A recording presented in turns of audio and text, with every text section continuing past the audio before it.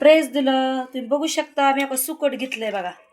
तुम्ही पाहू शकता सुकटाची भाजी करून दाखवते. कांदा बघू शकता बारीक चिरले, टमॅटो बघू शकता, कोथिंबीर, लसूण सगळं लागणारं साहित्य तुम्ही पाहू शकता. आता मी कढई तापायला ठेवणार आहे बघा. तुम्ही बघू शकता इतकी सुंदरशी भाजी करणार आहे तुम्ही बघू शकता बघा.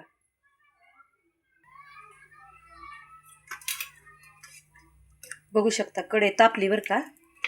आता आपल्याला तेल टाकायचं आहे. 2 पळी टाकले तरी चालते बघा. मस्त तापू द्यायची अशी मस्तपैकी मध्ये.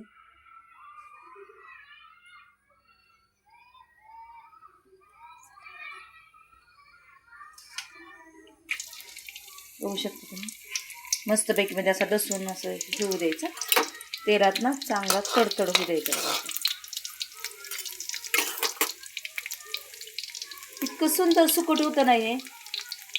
तुम्हाला ठेसून टाकायचं, तुम्ही लसूण ठेसून पण टाकू शकता बरं का.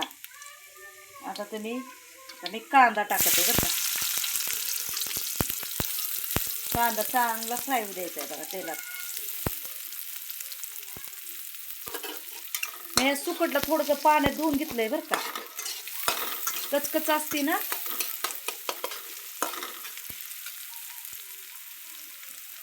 टमॅटो पण त्याच्यातच टाकायचा.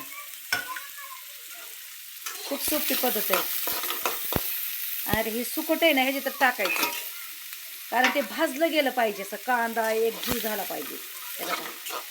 इतकी सोपी पद्धत आहे ना हे. तुम्ही बघू शकता स्लो करून भाजायचं बघा. भाजू द्या तेलात चांगलं. तुम्ही पाहू शकता. आता चवीपुरतं मीठ टाकायचं बरं का. असं जास्त नाही टाकायचं, कारण ह्याच्यात मीठ असतं. आपण पाण्यात घेतोच म्हणा काढून. तुम्ही बघू शकता जो करायचा असा. आणि आता तिखट वगैरे टाकायचं. घरातले तिखट टाकायचे 1 चमचा, 1 मसाला, अजून थोडीशी हळद, अजून तांबडं मसाला, एवढं सगळं टाकायचं बघा. इतकं सुंदर झालंय ना हे. तुम्ही बघू शकता.